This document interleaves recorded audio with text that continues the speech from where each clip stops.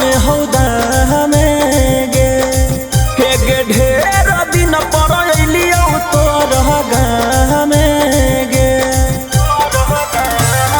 अरे कतले नी बोले छौड़ा हाथ में गोदे के दाम रे, कतले नी बोले छौड़ा हाथ में गोदे के दाम रे। अरे गोदे ना गोदना हमर पिया के नाम रे, अरे गोदे ना गोदना हमर पिया के नाम रे। अरे गोदे ना गोदना हमर पिया के नाम रे, कतले नी बोले छौड़ा हाथ में पिया के नाम रे।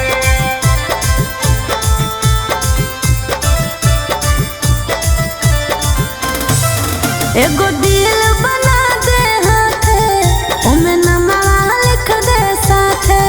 देखा तेरे लुभा जाई पियावा जब जाई सेज पराते, जब जाई सेज पराते।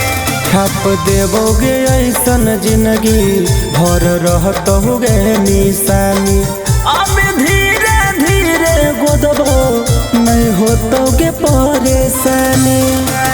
हम कर सीता हमर ले उहे हको श्री राम रे, हम कर सीता हमर ले उहे हको श्री राम रे।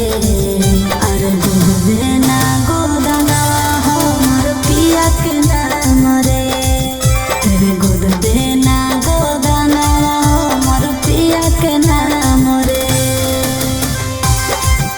अरे गोदे ना गोदना हमर पिया के नाम रे, कतले नी बोले छौड़ा हाथ में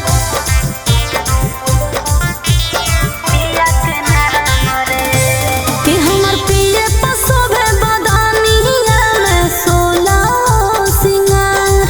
जितना हम मानिए उनका उतने हमरो करे प्यार, उतने हमरो करे प्यार। नहीं दर्द होतोगे छोड़ी टूटे न सन नहीं कर।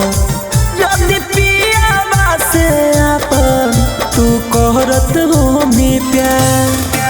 सौरभ सुगम सारा दिया बन करे न काम रे।